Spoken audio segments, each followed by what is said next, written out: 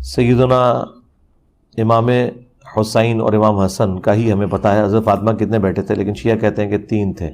नहीं, ये 2 ही, इमाम हसन और हुसैन ही हैं अलैहिमुस्सलाम। हकीकत ये है कि सैयदा फ़ातिमा रज़ी अल्लाह ताला अन्हा के 3 बेटे थे, हसन, हुसैन, मुहस्सिन रज़ी अल्लाह ताला अन्हुम। इसलिए मिर्ज़ा जेलमी की ये बात दुरुस्त नहीं है, और तीसरे बेटे का सबूत हम उन किताबों से पेश करते हैं जिनका तज़किरा खुद मिर्ज़ा अक्सर करता रहता है। नंबर 1 हाफिज़ इब्न अब्दुल बर रहमतुल्लाह अलैह की किताब अल इस्तिआब। नंबर 2 इब्न असीर जज़री रहमतुल्लाह अलैह की किताब उस्तुल गाबा 4688 नंबर। नंबर 3 हाफिज़ इब्न हजर अस्कलानी रहमतुल्लाह अलैह की किताब अल इसाबा 8308 नंबर। ये 3 किताबें वो हैं जिनका तज़किरा मिर्ज़ा अक्सर करता रहता है और इनको अहले सुन्नत की मेन स्ट्रीम की किताबें मानता है।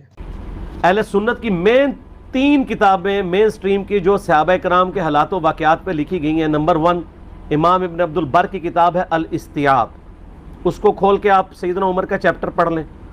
दूसरी किताब उसुदुल गाबा, इमाम इब्न असीर अल मुतवफ़ा 630 हिजरी, वो पढ़ लें। और उसकी शरह लिखी इब्न हजर अस्कलानी अल मुतवफ़ा 852 हिजरी अल इसाबा। ये 8000 सहाबा के हालात ज़िंदगी उर्दू में भी आ चुके हैं, अल इसाबा का तर्जुमा हो चुका है। तो इन तीनों किताबों से हमने साबित कर दिया कि सैयदा फ़ातिमा रज़ी अल्लाह ताला अन्हा का तीसरा बेटा भी था मुहस्सिन। नंबर 4 सीरत इब्न इसहाक में भी तीसरे बेटे का सबूत मौजूद है, और सीरत इब्न इसहाक को खुद मिर्ज़ा बहुत अथेंटिक मानता है। फिर सीरत में जो सबसे अथेंटिक किताब है मोहम्मद बिन इसहाक की, जिससे उन्होंने ये रवायत ली है। नंबर 5 मिशकात, जो मिर्ज़े के सामने टेबल पर रखी होती है, उसके मुसन्निफ़ की एक और किताब है अल इकमाल फ़ी अस्माइर रिजाल। उसमें भी सैयदा फ़ातिमा रज़ी अल्लाह ताला अन्हा के 3 बेटे लिखे हैं। इसलिए मिर्ज़े का ये कहना कि सैयदा फ़ातिमा रज़ी अल्लाह ताला अन्हा के सिर्फ 2 बेटे थे, हसन हुसैन रज़ी अल्लाह ताला अन्हुमा, ये बात दुरुस्त नहीं है, बल्कि बेटे 3 थे, हसन, हुसैन, मुहस्सिन।